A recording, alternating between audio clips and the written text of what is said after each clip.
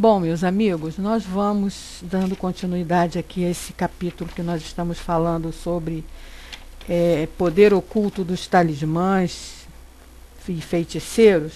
Nós paramos na semana passada na questão 556.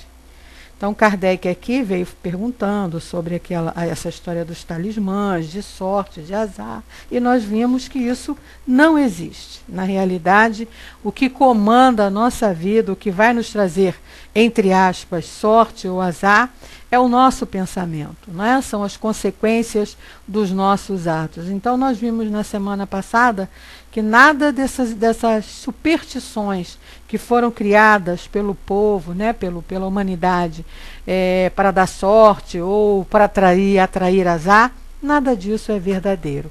Apenas, como o nome já diz, superstição. Mas aí na 556 ele pergunta: certas pessoas têm realmente o dom de curar por simples contato? Quer dizer, só de você colocar a mão, a pessoa pode curar alguém? E a resposta dos espíritos foi clara, e a gente sabe que pode, né? E ele diz assim: o poder magnético pode chegar até isso, quando é secundado pela natureza dos sentimentos. Então, olha só, né? Sempre, sempre, sempre nós vamos... Tem alguém que possa curar e você vai poder curar essa pessoa? Sim. Sim, por conta do nosso sentimento, por conta da nossa vontade, pelo amor que vamos dedicar, pela vontade, né, como ele diz, pelo ardente desejo de fazer o bem. Então isso todos nós podemos, que nós temos esse magnetismo, né? Todos têm esse poder magnético. Com essa vontade, reforçando esse poder, então, através do contato, a gente pode curar sim. E ele diz, porque então os bons espíritos auxiliam. Então, se você está ali num trabalho, né, ou junto a alguém, com a vontade de amparar, com a vontade de ajudar, com a vontade de aliviar a dor daquela pessoa, não tirar, né, porque de repente aquela dor ali é necessária, mas aliviar, consolando, dando alívio àquele sofrimento, você será amparado por bons espíritos e vai conseguir, de repente, o teu intento. Aí ele coloca, mas ele completa, né? Diz assim: mas é necessário desconfiar da maneira porque as coisas são contadas por pessoas muito crédulas ou muito entusiastas, sempre dispostas a ver o maravilhoso nas coisas mais simples e mais naturais. Então aqui ele está nos alertando para as fraudes que existem, né? Então existe aquele lado da pessoa que, por conta do orgulho, da vaidade, se acha todo poderoso, se acha todo poderosa para realizar uma missão dessa. Então a gente tem que estar sempre alerta nesses casos. E ele continua dizendo: é necessário também desconfiar dos relatos interesseiros por parte de pessoas que exploram a credulidade em proveito próprio. E isso a gente sabe que é o que mais acontece, né? As pessoas utilizando o dom, muitas das vezes possuem realmente o dom, mas utilizando esse dom para comércio, para tirar proveito comercial, vender o seu dom, dinheiro e tudo mais. Então a gente tem que estar muito alerta sobre isso. O que os espíritos estão dizendo? Que as pessoas podem curar através do poder de curar pelo simples contato, pelo simples passar das mãos? Sim. Né? A gente vê isso através dos passes magnéticos que recebemos nas casas espíritas. Mas a gente tem que ter muito cuidado com os que se aproveitam dessa situação para enganar, né? Então, está o alerta aí dos espíritos. Aí Kardec agora vai falar sobre bênção e maldição, que é uma coisa também, até a doutrina nos esclarecer a respeito do que seja isso. Existia também muita dúvida e as pessoas acreditavam, né? Até hoje muitos ainda acreditam, mas de maneira equivocada, nessa coisa da bênção e da maldição. E ele diz assim, na 557, a bênção e a maldição podem atrair o bem e o mal para aqueles a que são lançados? Quer dizer, se eu desejar o bem para alguém, ou se eu desejar o mal para alguém, as pessoas para quem eu estou desejando podem receber esse bem ou esse mal? Aí a resposta: Deus não ouve uma maldição injusta. E aquele que a pronuncia é culpável aos seus olhos. Então veja bem, se eu desejo mal para alguém, esse alguém não vai receber esse mal porque Deus não vai permitir. Principalmente se ela for injusta. Aí ele diz assim, como temos as tendências opostas do bem e do mal, pode nesses casos haver uma influência momentânea, mesmo sobre a matéria. Mas essa influência nunca se verifica sem a permissão de Deus. Isso que a gente não pode esquecer nunca. Nada acontece sem a permissão de Deus. Então, quando a gente deseja mal para alguém e esse alguém recebe esse mal, aí a gente vai questionar assim, pô, então Deus está permitindo que alguém deseje mal para o outro e o outro receba o mal? Não, não é que Deus está permitindo que o outro tenha poder. Mas é porque esse a quem o mal foi desejado, né? Ele tinha que receber de alguma forma. Então, por isso que Deus permite que isso aconteça, não que a pessoa tenha tanto poder. Aí ele diz, como acréscimo de prova para aquele que a sofre. Está vendo? Então, Deus permite por quê? Porque aquele desejo do mal que alguém pronunciou, né, que alguém pensou em relação a determinada pessoa, e Deus permite que aconteça, é por conta das suas provas, né, do aprendizado que a criatura precisa passar. Então, aí, Deus permite. Agora, o que a gente não pode esquecer é que a pessoa que lançou esse pensamento mal, desejando esse mal para o outro, vai também sofrer as suas consequências, né? Aí ele diz assim, de resto, mais frequentemente se maldizem os maus e bendizem os bons. A bênção e a maldição não podem jamais desviar a providência da senda da justiça. Esta não fere o amaldiçoado se ele não for mau, e sua proteção não cobre aquele que não a mereça. Então está tudo muito bem dentro da lei. Nada acontece simplesmente pela nossa vontade. Nós podemos ter a vontade, você pode ter a vontade de desejar o mal para alguém. Mas esse mal, esse alguém só vai receber esse mal se esse mal fizer parte dos seus planejamentos lá de provas e expiações pelas quais ele tem que passar, né? Aí nós temos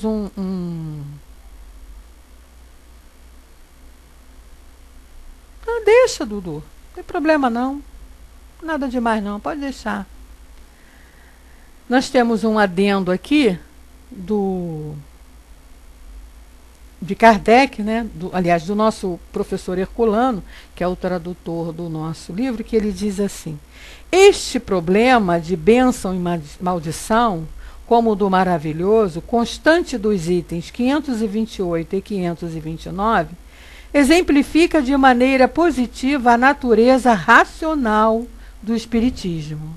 Quer dizer, essa resposta, né, é o que o professor Herculano está dizendo ali. Essa resposta está ali, confirmando, né, a racionalidade do espiritismo, que nós temos a nossa fé raciocinada. O espírita e o espiritismo nos esclarece isso, tudo dentro de uma lógica.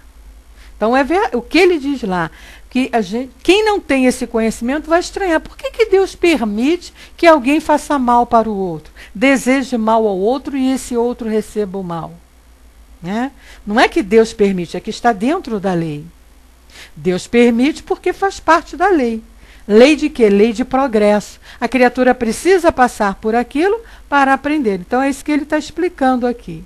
E aí ele diz assim, mas um dos pontos mais importantes deste capítulo é o referente a instinto, no item 522 que nós vimos lá atrás.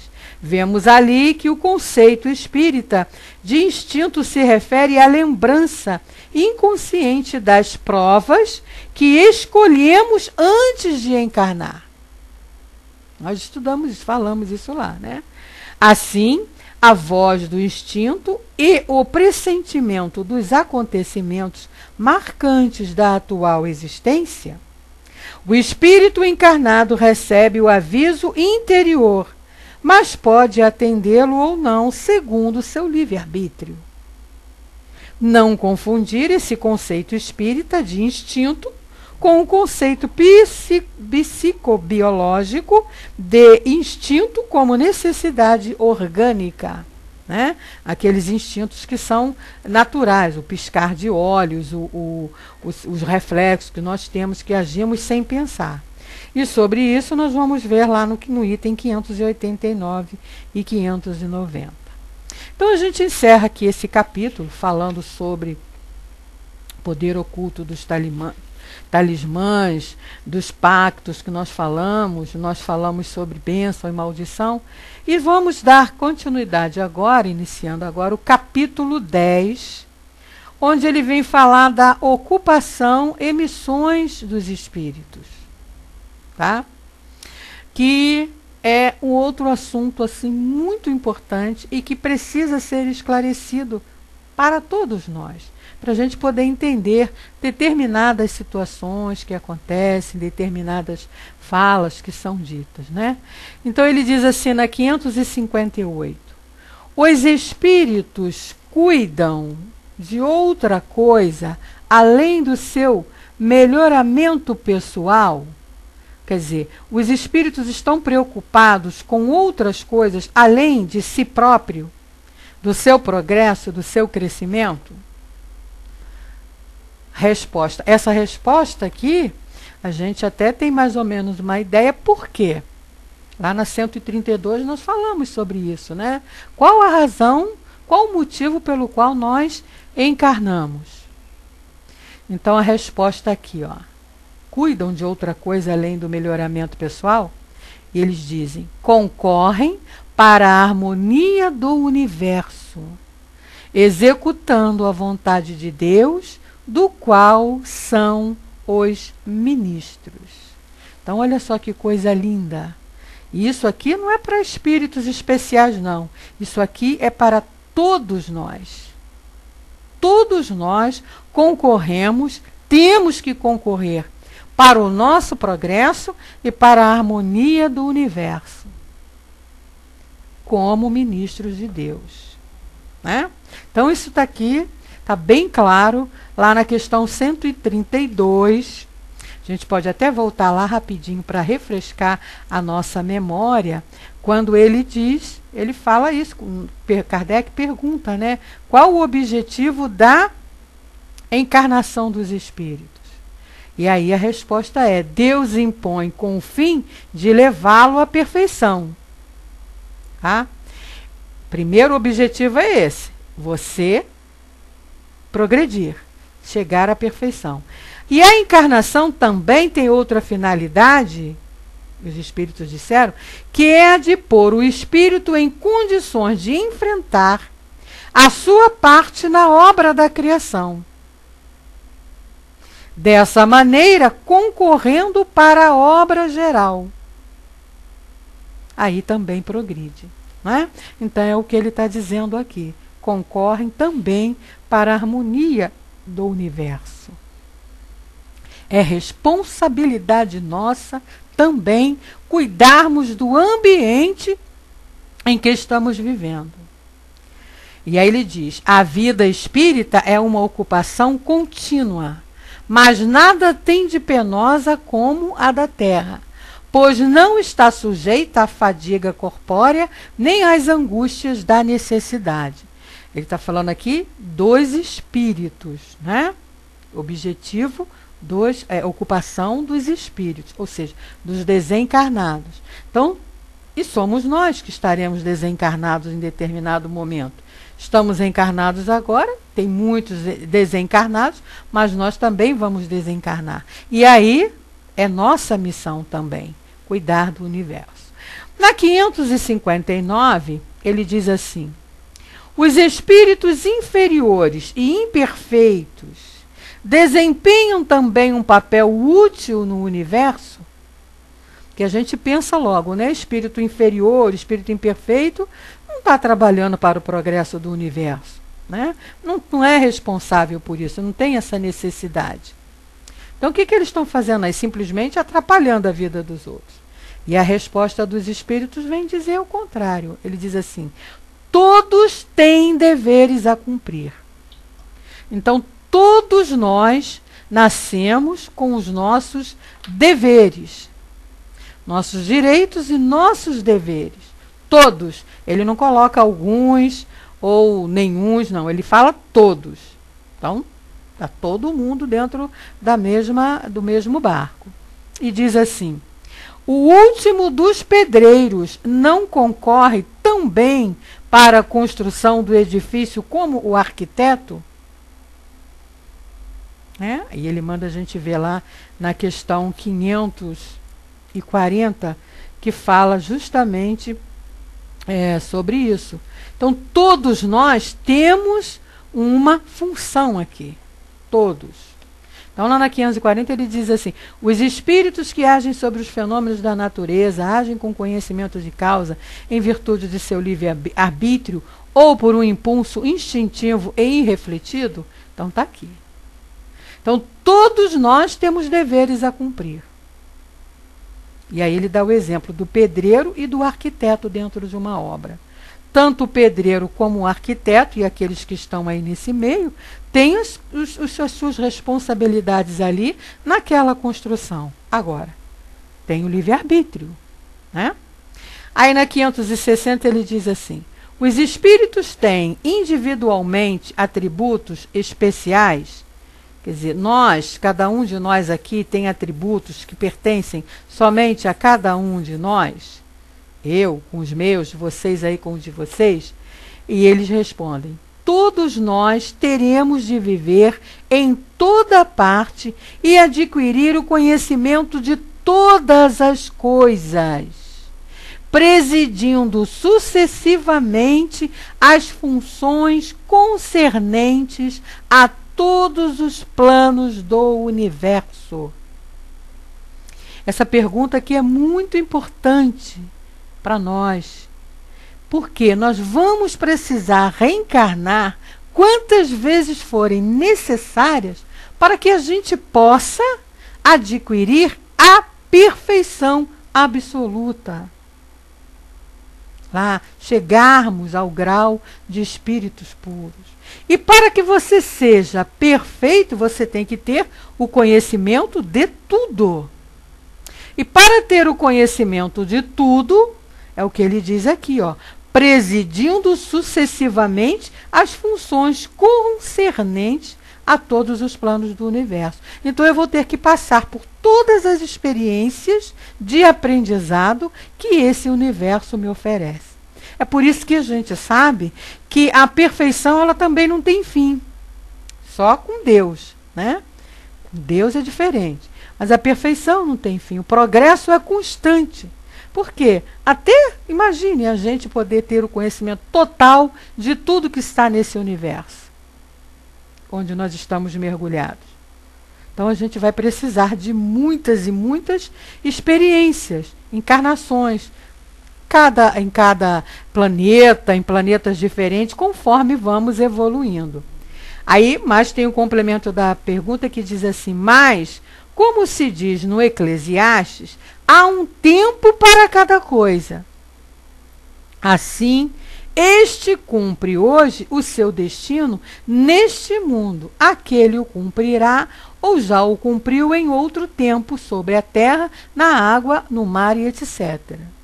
Então, não adianta a gente querer atropelar. É uma frase que a gente ouve sempre, que a natureza não dá saltos.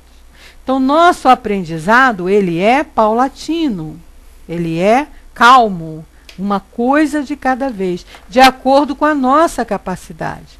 Não adianta a gente querer pular, dar saltos que não vai resolver o problema. É a mesma coisa, você não pode tirar um aluno da primeira série de uma escola e jogar ele na quinta série. Ele vai chegar na quinta série e vai explodir. Não vai entender nada, né? Então, essa pergunta aqui é o que ele está dizendo. Nós estamos aqui reencarnando no planeta Terra, porque é a nossa fase do progresso. Então, é aqui que a gente tem que reencarnar, porque no momento é aqui o que nós precisamos aprender. É esse planeta que nos oferece o aprendizado que nós estamos precisando. Quando tivermos aprendido tudo que esse planeta nos oferece, nós iremos então para outros mundos, que vão nos trazer outros conhecimentos, outros aprendizados, e aí, consequentemente, iremos progredindo. Tá? Na 561, ele diz: as funções que os espíritos desempenham na ordem das coisas são permanentes para cada um e pertencem às atribuições exclusivas de certas classes. E aí a resposta também bem clara para nós, né? Não existe isso aí, não existe espírito que foi especificamente criado para determinada situação. Por isso que a gente aprende, né? A gente ouve em outras filosofias religiosas dizendo que Deus criou espíritos à parte, especiais, que são os anjos, os arcanjos. A doutrina vem esclarecer para a gente que não. Deus criou todo mundo igual, senão ele não seria justo. Então a resposta dessa pergunta está aqui, ó, diz assim: todos devem percorrer os diferentes graus da escala para se aperfeiçoarem. Então, não adianta. Nasceu lá simples e ignorante e vai ter que passar por todo o processo necessário para chegar até a perfeição, todas as condições, todas as chances e todas as necessidades de aprendizado. E aí eles ainda dizem: Deus, que é justo, não poderia ter dado a uns a ciência sem trabalho, enquanto outros só adquirem de maneira penosa. Não seria justo Deus ter criado os espíritos já prontos, inteligentes, perfeitos, e criar outros para sofrer essa caminhada aí penosa em busca da perfeição. Isso não combina com justiça. Então, essa ideia não existe. Todos nós, por isso que a gente tem a certeza, o espírita tem a certeza, de que Jesus também foi criado como nós. Que é o nosso modelo, é o nosso guia. Por isso ele é o nosso guia, por isso ele é o nosso modelo, porque ele também foi criado simples e ignorante e trabalhou o seu progresso, a sua perfeição, pelo esforço próprio, em várias e várias encarnações também, em vários e vários mundos, em várias situações, para chegar até a todo o conhecimento que ele possui e poder estar agora governando aqui o nosso planeta e nos amparando, nos ajudando, nos direcionando, ensinando para nós o caminho certo, porque ele já fez esse caminho. Então ele sabe o que é o certo. Está aqui nos ensinando e a gente está aqui perdendo tempo, né? Aí nós temos aqui um comentário de Kardec que diz assim: da mesma maneira, entre os homens, ninguém chega ao supremo grau de habilidade numa arte qualquer sem ter adquirido os conhecimentos necessários na prática das funções mais ínfimas dessa arte. Então, ninguém aprende, ninguém vai sair e formar, ser um engenheiro, se ele não começar lá desde a primeira série, o beabá. Ninguém vai se formar um advogado, um diretor, um pintor, um músico, se não estudar as bases, o básico para chegar até o conhecimento total daquilo que se propõe. Então, nós também somos da mesma maneira. Nenhum espírito criado por Deus, nenhum filho de Deus vai ter privilégios de ser levado a perfeição sem passar pelo aprendizado que todos nós estamos passando, né? Por isso que Jesus é o nosso modelo. Por isso é que a gente não pode dizer, mas Jesus é filho de Deus. Jesus é filho de Deus como eu também sou. E ele não teve privilégios também. Privilégios que ele tem foram adquiridos pelo esforço próprio, que nós também vamos poder ter. Porque ele nos ensinou isso, ele disse para nós, vós sois deuses, podeis fazer o que eu faço. Porque ele sabe que ele também foi criado da mesma maneira que nós fomos. Não existem esses privilégios aqui no mundo de Deus, né? Na 562, Kardec perguntou, os espíritos da ordem mais elevada, nada mais tendo a adquirir, entregam-se a repouso absoluto ou têm ainda ocupações? Quer dizer, você chegou lá no ponto, né, da perfeição, aprendeu tudo, progrediu. Aí você vai parar e vai descansar? É isso? Foi isso que Jesus fez? Aí a resposta dos espíritos. Que queria que eles fizessem por toda a eternidade? A eterna ociosidade seria um suplício eterno. Quer dizer, depois que você... Por isso que nós lemos lá antes e sabemos que a doutrina nos ensina isso. O progresso não tem fim. A perfeição total não tem fim. Nós estaremos sempre aprendendo alguma coisa. E quando a gente, né, quando os espíritos atingirem a um grau de evolução mais elevada, como ele está perguntando aqui, eles terão ocupações. É o caso de Jesus. Jesus chegou lá ao grau maior que pode chegar de espírito puro. O que aconteceu com ele? Ele foi para uma estação de águas, ficar de férias, descansando para sempre? Lá para o paraíso eterno, aquela coisa chata que a gente sempre comenta aqui, que deve ser aquele paraíso eterno, né? Ficar sentado sem fazer nada? Não. O que aconteceu com Jesus? Recebeu uma missão de acordo com a sua capacidade. Qual é? Governar um planeta. Ser responsável pela evolução e o progresso de outros espíritos que estavam a caminho, que estão aí a caminho, que somos nós. E assim vai ser com todos nós. Quando nós chegarmos a atingirmos a esse grau elevado, a gente não vai parar.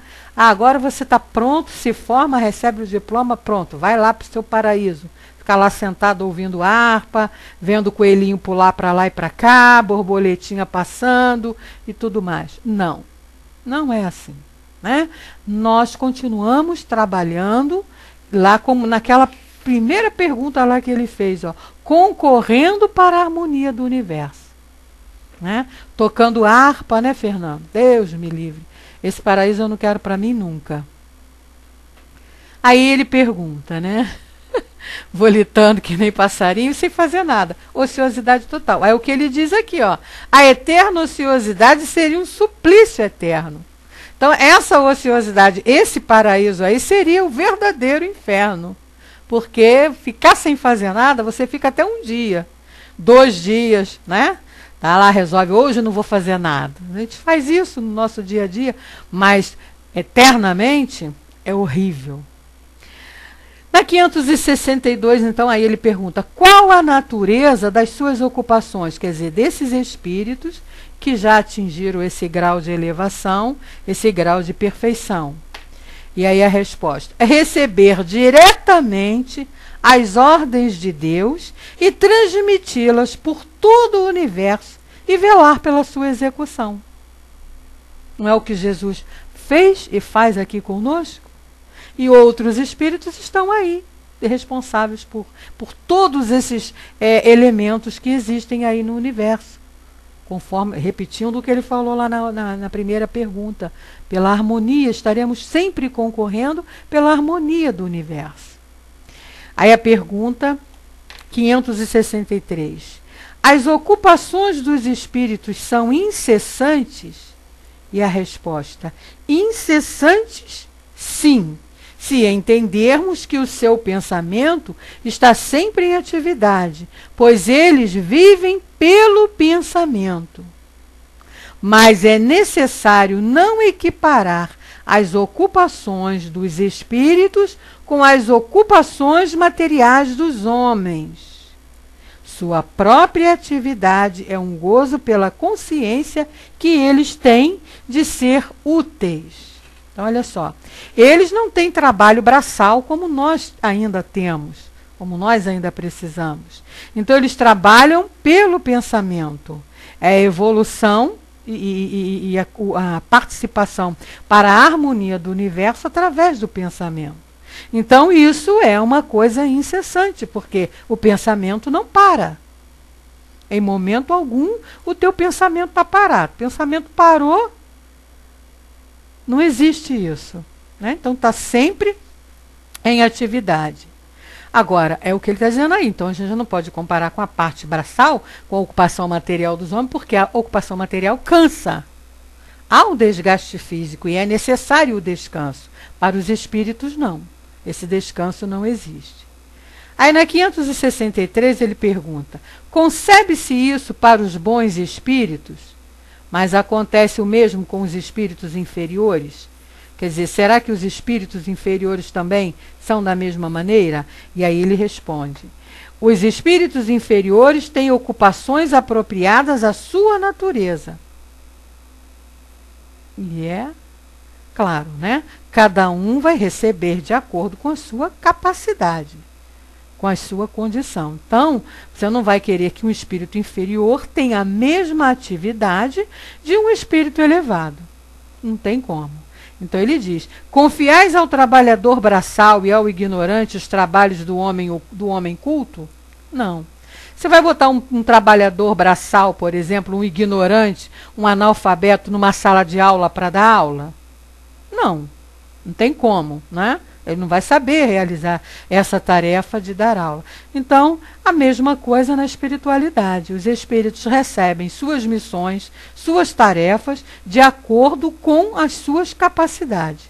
Sabendo que, né, a gente não pode esquecer isso, todos nós temos, como ele falou lá na pergunta anterior, todos nós temos uma participação, uma missão, um dever com o universo que nós estamos vivendo.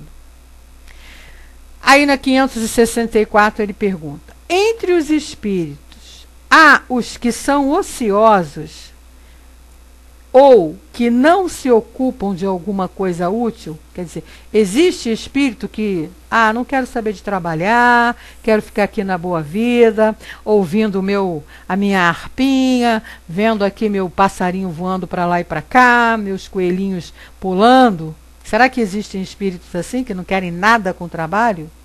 E a resposta é sim, claro que existe, né? Mas, veja bem, esse estado é temporário e subordinado ao desenvolvimento da sua inteligência. Certamente que os há, como entre os homens, vivendo apenas para si mesmo. Mas essa ociosidade lhes pesa e, cedo ou tarde, o desejo de progredir lhes faz sentir a necessidade de atividade. Então, ele pode querer ficar lá na ociosidade, e aí até permitido, né? Porque Deus não vai interferir no livre-arbítrio de ninguém. Só que, como a nossa natureza não é essa, né? O que acontece? Vai chegar determinado momento que aquilo vai cansar. Pode ficar lá anos e anos e anos, mas vai chegar um momento em que ele vai querer sair daquilo, vai querer modificar. Porque é de natureza do espírito não ficar na mesma situação para sempre. Então, o que ele está dizendo aqui é o desejo de progredir. Vai chegar um momento que ele vai querer progredir, lhe faz sentir a necessidade da atividade. E aí vai buscar a atividade. E são então felizes por poderem tornar-se úteis. Falamos de espíritos que atingiram o ponto necessário para terem consciência de si mesmos e de seu livre-arbítrio.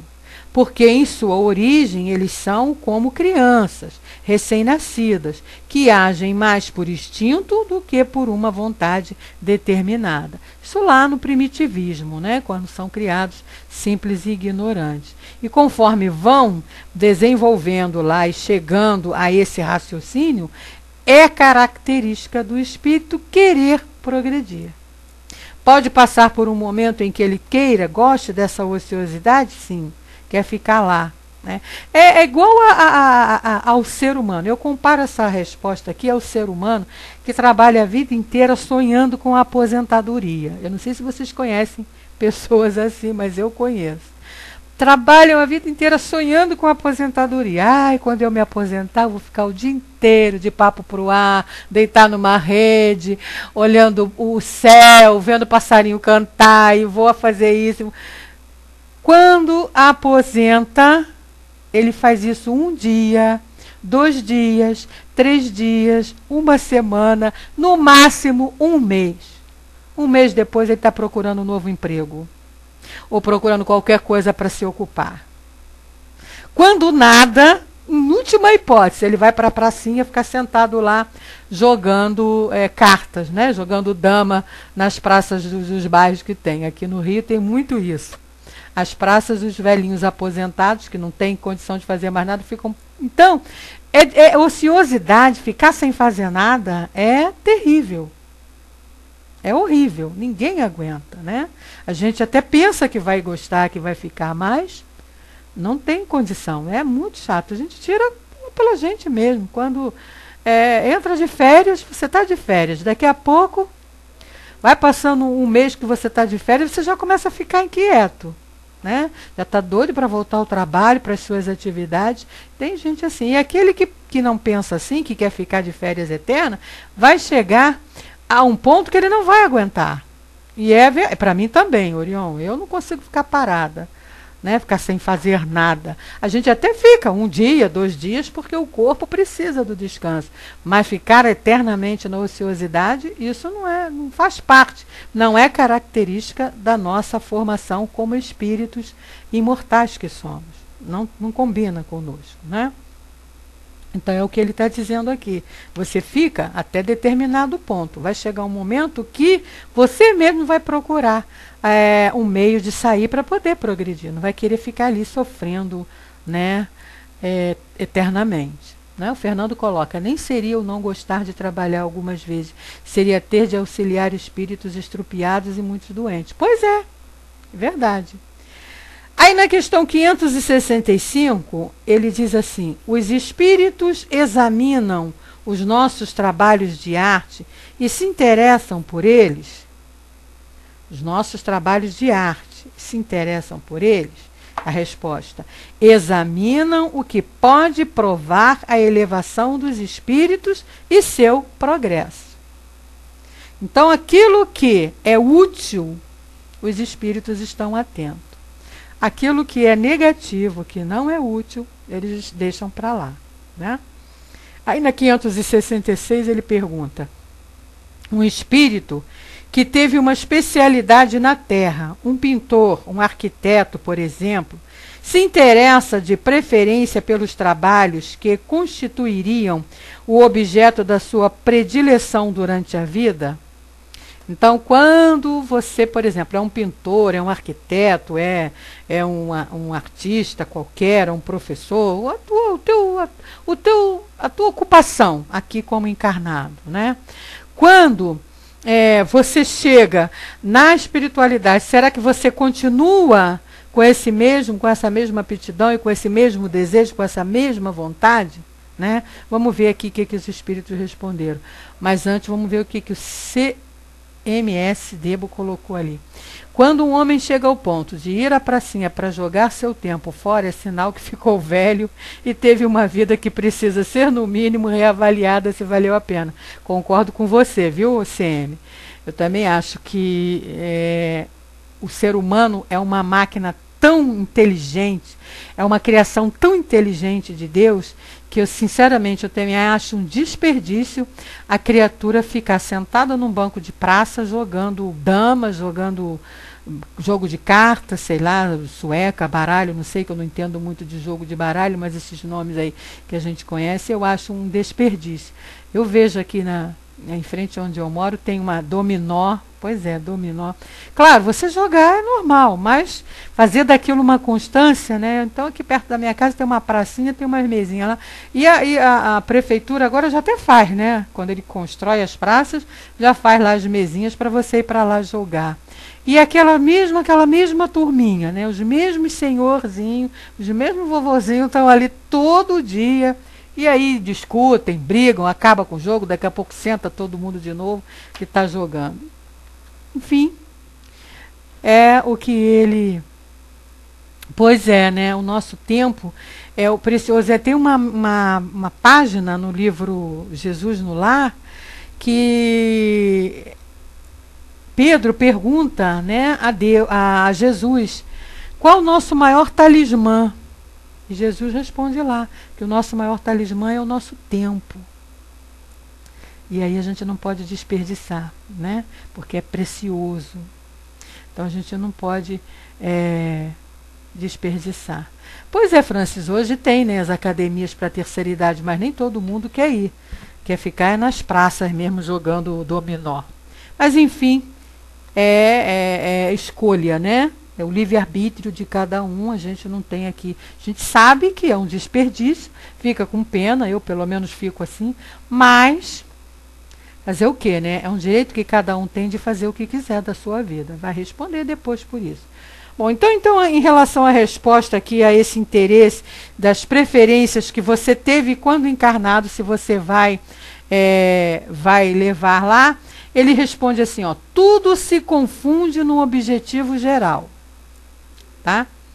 Se for bom, se interessará na proporção em que lhes permitirem ajudar a elevação das almas a Deus. Esqueceis, aliás, que um espírito dedicado a determinada arte na existência em que o conhecestes pode ter praticado outra em anterior existência, porque é necessário que tudo saiba para tornar-se perfeito? Assim, segundo o seu grau de adiantamento, pode ser que nenhuma delas constitua uma especialidade para ele. É por isso que eu entendo quando digo que tudo se confunde num objetivo geral. Notai ainda isto: o que é sublime para vós, no vosso mundo atrasado, não passa de infantilidade. Eu fico triste quando eu leio isso. O que é sublime para nós aqui não passa de infantilidade, comparado com o que há nos mundos mais avançados. Como quereis que os espíritos que habitam esses mundos, onde existem artes desconhecidas para vós, admirem o que, para eles, não é mais que um trabalho escolar? Já o disse, eles examinam aquilo que pode provar progresso. Então, olha só, o fato de você ser um pintor, um arquiteto agora, beleza, linda profissão, mas você vai ter que passar por todas. Você vai ter que ter todo o aprendizado. O que ele diz aqui, ó, é necessário que tudo saiba para tornar-se perfeito. Então, em relação a essa pergunta aqui, o espírito que tem uma especialidade poderia continuar com essa especialidade na espiritualidade? Pode, mas não tem necessidade. Por quê? Porque ele precisa ter o conhecimento de tudo. Então, ele veio nessa encarnação como um arquiteto, na próxima encarnação, ele vir como arquiteto, não vai ser útil. Por quê? Porque ele já aprendeu aquilo. Então, ele vai ter que passar, salvo exceções, tá, gente?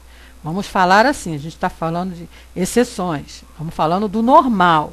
Então, eu passei nessa minha vida aqui como uma arquiteta, aprendi tudo que esse campo de aprendizado me oferece. Numa próxima encarnação, eu tenho que buscar outro campo. É lógico que vai ser assim, uma sequência que o meu conhecimento de agora seja a base para a minha futura encarnação. Então, é lógico que eu não vou sair da arquitetura e vir como médica, né? Mas eu posso sair da arquitetura e voltar como uma engenheira, um processo assim, né? Um exemplo mais ou menos assim simples. Por quê? Porque eu tenho que ter todo esse conhecimento, todo esse aprendizado, né? Porque é o que ele fala aqui no final. Ó. Examinam aquilo que pode provar o progresso. É verdade, Orion, é verdade.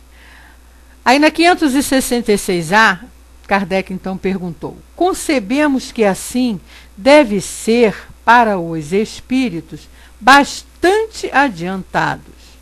Ele está falando dos espíritos adiantados. Mas falamos dos espíritos mais vulgares, que não se elevaram ainda acima das ideias terrenas. E a resposta: para esses é diferente. Seu ponto de vista é limitado e podem admirar aquilo mesmo que admirais. Então é de acordo com o nosso grau de evolução. Tudo está de acordo com o nosso grau de evolução, né? Na pergunta 567, os espíritos se imiscuem algumas vezes em nossas ocupações e em nossos prazeres? Quer dizer, será que eles se satisfazem, né, com as nossas diversões, com os nossos prazeres terrenos? Vamos lembrar, os encarnados somos os terrenos, materiais. A resposta: os espíritos vulgares, como disseste, sim. Estão incessantemente ao vosso redor e tomam parte, às vezes bastante ativa, naquilo que fazeis, segundo a sua natureza. Olha bem, gente. Segundo a natureza. E é bom que o façam para impulsionar os homens nos diferentes caminhos da vida, excitar ou moderar as suas paixões. Então, veja bem, o que ele está dizendo aqui? Por exemplo, a criatura é fanática por futebol, então adora futebol.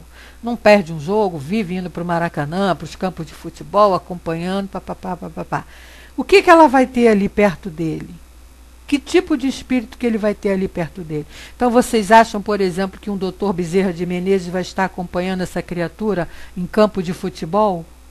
Um Eurípides Barçanufo vai estar acompanhando essa criatura em campo de futebol? É claro que não.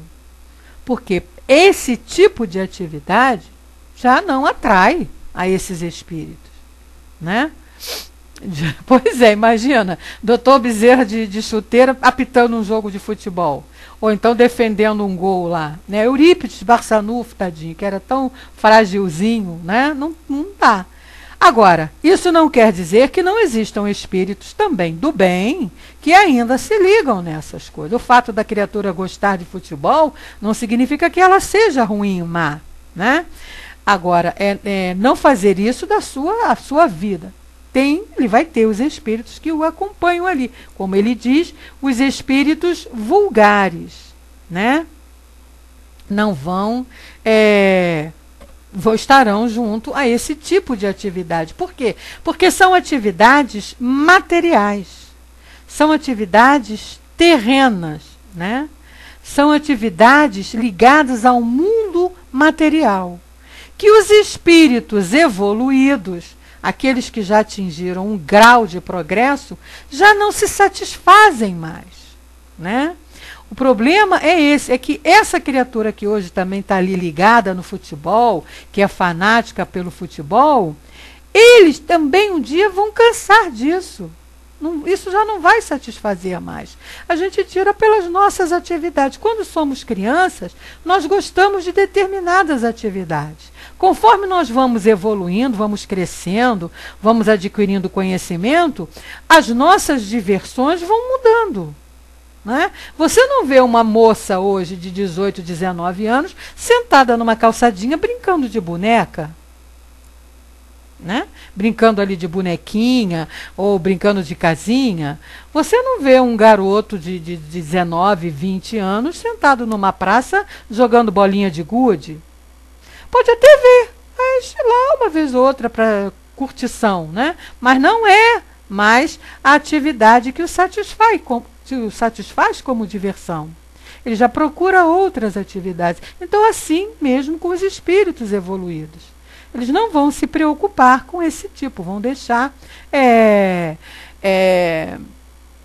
como é que se diz? Vão deixar para os espíritos inferiores cuidarem dessa parte aí, né? O CMS coloca aqui para nós. Quando eu era criança, pela primeira vez fui ver os colegas jogar um tal de 21. Nós estávamos sentados atrás de um muro, no pé de uma escada. Meu pai usava muletas e ouviu minha voz. Quietinho, ele foi por cima e me deu uma muletada na cabeça, que rolei escada abaixo, sentindo até gosto de sangue na boca. Depois recebi uma lição de moral, explicações acerca da valorização do tempo e de sempre fazer coisas para ser útil. Depois disso, antes de fazer qualquer coisa, sempre reflito onde está a utilidade da tarefa. Sem isso, procuro rejeitar e me lembro da muletada na cabeça. É como se eu voltasse ao tempo. Hoje, se um pai tocar em um filho, ganha processo. Pois é, quando eu comecei a ler isso que você escreveu, eu lembrei disso. Olha, eu também levei muita varadinha, muita cintadinha da minha mãe, e nem por isso eu tive traumas, né? Estou aqui, graças a Deus, de saúde, me formei, tenho a minha vida e agradeço as chineladas que ela me deu.